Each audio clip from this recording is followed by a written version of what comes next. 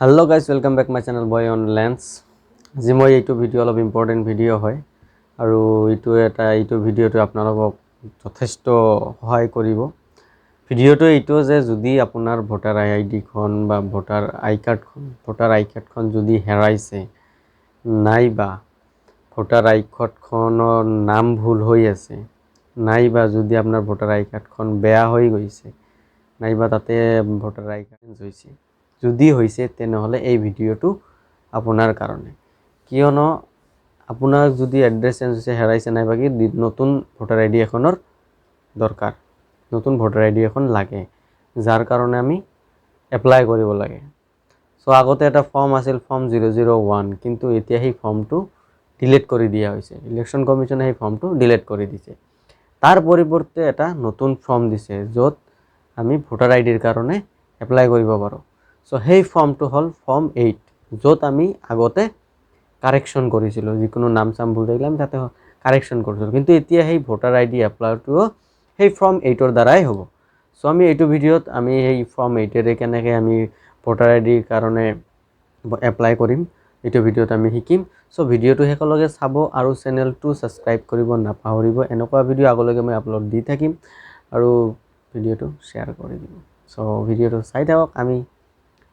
সেইটো প্ৰসেস আৰম্ভ এটা কথা কৈ দিব মই ইয়াতে nvsp.in মাৰিছো ওপৰত ইয়াতে nvsp.in ত গৈছো সেম প্ৰসেস আপোনাৰ ভোটাৰ হেল্পলাইন যেটো এপ আছে তাতেও সেম প্ৰসেস হ'ব ভোটাৰ পোৰ্টেলত কৰিলে আপুনি সেম প্ৰসেস হ'ব বিএলও যদি আপুনি তেনেহলে গৰুডা এপ বুলি যেটো আপোনালোকৰ এপ আছে তাতেও যদি আপুনি এইটো প্ৰসেসটো সেম একেই হ'ব মই nvsp থ্ৰু দি আপোনালোকক দেখাই দিম সো প্ৰসেসটো ইয়াতে শিকিলে আপুনি বাকিখিনিতো কৰিব পাৰিব সো আমি nvsp.in ত মাৰাৰ পিছত এইটো পেজ খোল খাব খোল খোৱাৰ পিছত আমি ফাৰ্ষ্টত আমি ক'ত যাম ফৰ্মছত যাম ফৰ্মছত যোৱাৰ লগে লগে আপোনালোকক কি কৰিব দিব ইয়াতে ইউজাৰ নেম আৰু পাসওয়াৰ্ড দিব আৰু এইটো যেহেতু আপুনি ৰেজিষ্টাৰ কৰিব লাগিব আপোনাৰ ইপিক নাম্বাৰ আপোনাৰ ভোটাৰ আইডি নাম্বাৰ আৰু মোবাইল নাম্বাৰৰ থ্ৰু যেটো আপোনাৰ ৰেজিষ্টাৰ কৰা আছে তেনেহলে আপুনি লগইন আৰু পাসওয়াৰ্ড এটো মাৰিব লাগিব আৰু যদি আপুনি বনোৱা নাই তেনেহলে আপুনি নতুনকে ৰেজিষ্টাৰ কৰি ল'ব লাগিব আপোনাৰ ভোটাৰ আইডি নাম্বাৰ আৰু মোবাইল নাম্বাৰৰ থ্ৰু দি সো মোৰ যেহেতু লগইন কৰা আছে মই লগইন কৰিম ডাইৰেক্ট মোৰ লগইন কৰা হল মোৰ লগইন কৰা হল এতিয়া আমি কি লগইন কৰিলে আকৌ ফৰ্মটো শো কৰিব লগইন কৰাৰ পিছত সো এগেইন মই ফৰ্মছত সোমাম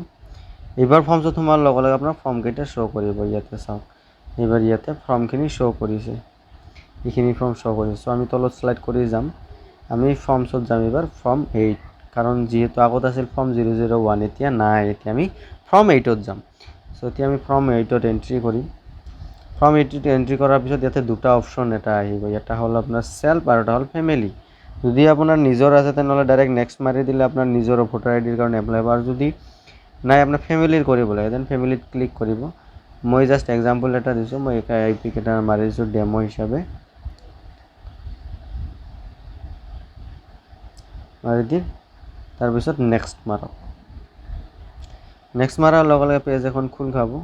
প্ৰথমতে চাওক চাৰিটা অপচন আছে shifting residence correction issue of replacement EPIC without correction request for making person with disability বাকিখিনি মই নকওঁ জাস্ট মই আপোনাৰ যেটো দৰকাৰ মই হিটোৰ কথাই কম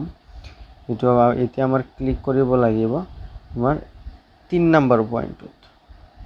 এটো যত issue of replacement EPIC without কাৰেকশন কারণ আমার যেহেতু অলরেডি যদি আপনার ভোটার আইডি হেরাইছে তো কারেকশন করার দরকার নাই কিন্তু যদি আপনি ভাবিছে মোর ভোটার আইডিটোৰ নাম ভুল হৈ যায় তেনেহলে আপনি আকৌ কাৰেকশন কৰক তেতিয়া আপোনাৰ 2 নম্বৰ অপশনটো মাৰিব লাগিব 2 নম্বৰ অপশন মাৰিব লাগিব সো যেহেতু আমি ভোটাৰ আইডিৰ কাৰণে এপ্লাই কৰিছো আমি 3 নম্বৰ অপশনটো ক্লিক কৰিম ক্লিক কৰাৰ লগে লগে আমি সিলেক্ট কৰি তলত যাম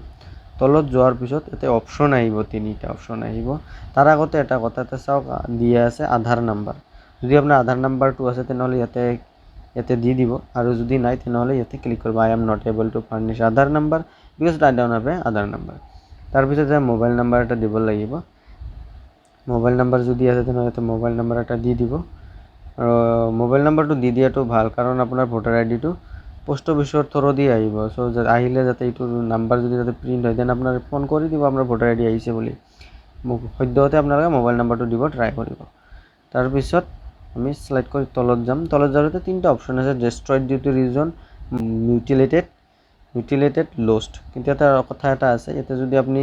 হেৰুৱা বুলি যদি আপুনি সিলেক্ট কৰে তেনেহ'লে আপুনি হেৰুৱা সিলেক্ট কৰাৰ লগে লগে তলত এটা অপশ্যন আহিব, ইয়াতে আপোনাৰ FIRটো আপলোড কৰিব দিব। যদি হেৰাইছে আপুনি তেনেহ'লে FIR দিব লাগিব, সেই FIR কপিটো আপুনি স্কেন কৰি ইয়াতে আপলোড কৰিব লাগিব। কিন্তু যদি বাকী দুটা কাৰণত এপ্লাই কৰিছে আপুনি তেনেহ'লে একো আপলোড কৰিব নালাগে। তাৰপিছত আমি তলত যাম, তলত যোৱাৰ পিছত আমি প্লেচটো দিম আৰু ডেটটো দিয়াই আছে, প্লেচ আমি ইয়াতে বহালোঁ। মই যিহেতু গোৱালপাৰা GLP বুলি দিলোঁ আৰু শ্বৰ্টত ডেমো এইটো জাষ্ট দিলোঁ। তাৰপিছত এটা কথা ইয়াতে চাওক নাম্বাৰ কেপচা বুলি আছে, এই নাম্বাৰটো আছে, এই নাম্বাৰটো মাৰিব লাগিব এই খালী বক্সত, এই নাম্বাৰটো মাৰিব লাগিব এই খালী বক্সত। চ' আমি নাম্বাৰটো মাৰি দিছোঁ। তাৰপিছত আমি প্ৰিভিউত যাম, প্ৰিভিউত ক্লিক কৰিম। প্ৰিভিউত ক্লিক কৰাৰ লগে লগে আপুনি যিখিনি ফৰ্মখিনি ছাবমিট মানে টাইপ কৰিলে তাৰ গোটেইখিনি ডিটেইলছ ইয়াতে আহি যাব। আপোনাৰ নাম, ফোন নাম্বাৰ যদি দিছে আপুনি ফোন নাম্বাৰটো যদি দিছে, মই ইয়াতে দিয়া নাই মোবাইল নাম্বাৰটো। আধাৰ নাম্বাৰ দিলে তেতিয়া আপোনাৰ আধাৰ নাম্বাৰটো ইয়াতে শ্ব' কৰিলে, মোবাইল নাম্বাৰ শ্ব' কৰিলে, ইমেইল ID থাকিলে ইমেইল ID শ্ব' কৰিলে। শ্ব' কৰাৰ পিছত লাষ্টত তলত যাব, যোৱাৰ পিছত ফাইনেল যিটো আছে ছাবমিট মাৰিব লাগে। তো ফাইনেল ছাবমিটটো ইয়াতে দি আছে চাওক, বেক আৰু ফাইনেল ছাবমিট কৰাৰ লগে লগে আপোনাৰ একনলেজমেণ্ট নাম্বাৰ এটা জেনেৰেট হ'ব। তেনেহ'লে ভাবিব আপোনাৰ ফৰ্মটো ছাবমিট হৈ গ'ল। চ' এইটো ভিডিঅ' এতিয়ালৈকে শেষ কৰিছোঁ। যদি কিবা প্ৰব্লেম পাইছে আপুনি, কিবা যদি অসুবিধা পায় তেনেহ'লে মোক কমেণ্ট কৰক, মই নিশ্চয় ট্ৰাই কৰিম আপোনাৰ সমস্যাৰ সমাধান এটা দিবলৈ। চ' আকৌ লগ পাম এটা নতুন ভিডিঅ' লৈ।